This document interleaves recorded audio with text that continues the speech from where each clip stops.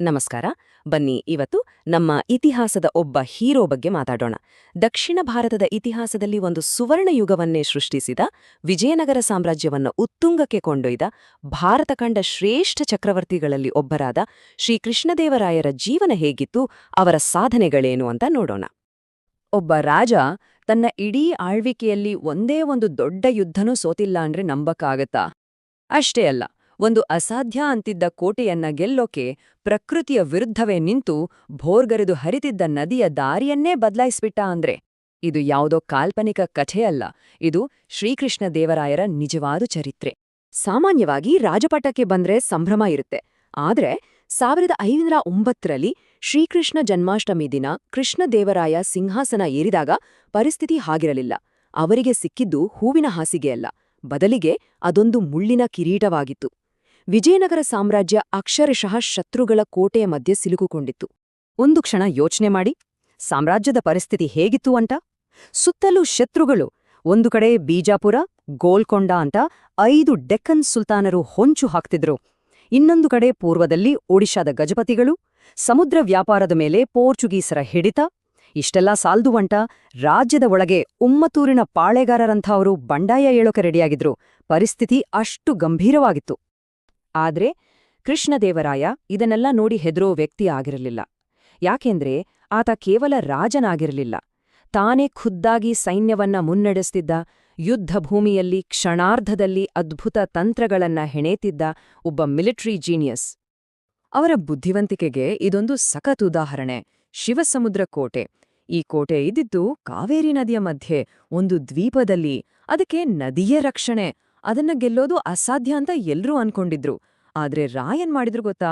ಸಾವಿರಾರು ಸೈನಿಕರನ್ನ ಬಳಸ್ಕೊಂಡು ಕಾವೇರಿ ನದಿಗೆ ಒಂದು ತಾತ್ಕಾಲಿಕ ಅಣೆಕಟ್ಟು ಕಟ್ಟಿಸಿ ನದಿಯ ಹರಿವನ್ನೇ ಬೇರೆ ಕಡೆ ತಿರುಗಿಸ್ಬಿಟ್ರು.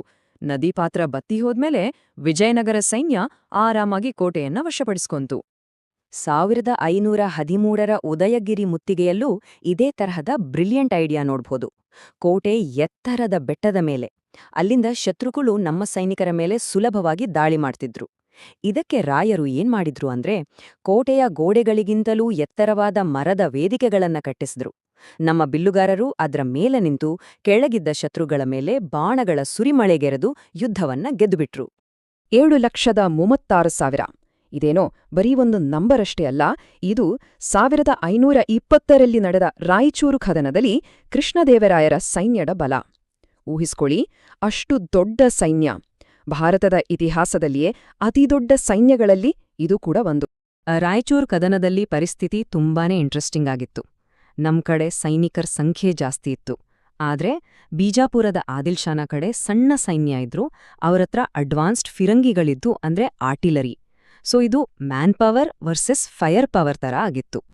ಯುದ್ಧ ಶುರುವಾದಾಗ ಆದಿಲ್ ಶಾನ ಫಿರಂಗಿಗಳು ನಮ್ಮ ಸೈನ್ಯಕ್ಕೆ ಭಾರಿ ಹೊಡೆತ ಕೊಟ್ಟವು. ಒಂದು ಕ್ಷಣ ಸೋಲಿನ ಭಯ ಶುರುವಾಗಿತ್ತು. ಆಗ ನಮ್ಮ ರಾಜ ಸುಮ್ನೆ ಕೂರ್ಲಿಲ್ಲ. ಕೃಷ್ಣದೇವರಾಯ ತಾನೇ ಖುದ್ದಾಗಿ ಯುದ್ಧ ಭೂಮಿಗೆ ಇಳಿದು ಸೈನಿಕರನ್ನ ಮುನ್ನಡೆಸ್ದ. ಆ ಒಂದು ನಾಯಕತ್ವದ ಸ್ಫೂರ್ತಿ ಇಡೀ ಯುದ್ಧದ ಗತಿಯನ್ನೇ ಬದಲಿಸ್ಬಿಡ್ತು. ಸೋಲುಬಹುದಾಗಿದ್ದ ಯುದ್ಧ ಒಂದು ಐತಿಹಾಸಿಕ ಗೆಲುವಾಗಿ ಪರಿವರ್ತನೆಯಾಯಿತು. ಒಬ್ಬ ಗ್ರೇಟ್ ಲೀಡರ್ ಅಂದ್ರೆ ಬರೀ ಯುದ್ಧ ಗೆದ್ರ ಸಾಲ್ದು ಅಲ್ವಾ? ಕೃಷ್ಣದೇವರಾಯ ಯುದ್ಧದಲ್ಲಿ ಎಷ್ಟು ಶೂರನೋ ರಾಜತಂತ್ರದಲ್ಲೂ ಅಷ್ಟೇ ಚಾಣಾಕ್ಷ. ಕತ್ತಿಗಿಂತ ಬುದ್ಧಿಯೇ ಹರಿತ ಅನ್ನೋದನ್ನ ಅವರು ತೋರ್ಸ್ಕೊಟ್ಟಿದ್ರು. ನೋಡಿ ಅವರ ಸ್ಟ್ರಾಟಜಿ ಹೇಗಿತ್ತು ಅಂತ.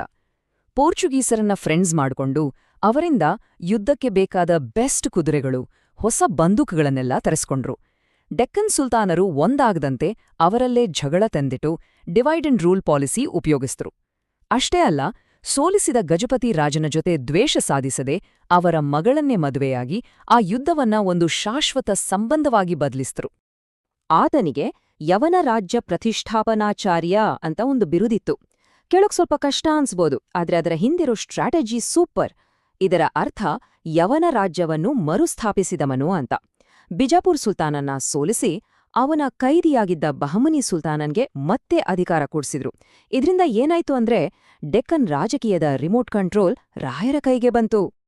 ಒಬ್ಬ ವ್ಯಕ್ತಿಯಲ್ಲಿ ಒಬ್ಬ ಯೋಧ, ಒಬ್ಬ ರಾಜತಾಂತ್ರಿಕ, ಇದ್ರ ಜೊತೆಗೆ ಒಬ್ಬ ಕಲಾರಸಿಕನೂ ಇರೋದು ಸಾಧ್ಯನಾ? ಕೃಷ್ಣದೇವರಾಯನ ವಿಷಯದಲ್ಲಿ ಇದು 100ಕ್ಕೆ 100 ಸತ್ಯ. ಅವರ ಆಳ್ವಿಕೆ ದಕ್ಷಿಣ ಭಾರತದ ಸಾಂಸ್ಕೃತಿಕ ಸುವರ್ಣಯುಗವಾಗಿತ್ತು. ಅವರು ಕಲೆ, ಸಾಹಿತ್ಯವನ್ನ ಪ್ರೋತ್ಸಾಹಿಸಿದ್ದು ಮಾತ್ರ ಅಲ್ಲ, ಸ್ವತಃ ಅವರೇ ಒಬ್ಬ ಶ್ರೇಷ್ಠ ಕವಿಯಾಗಿದ್ರು.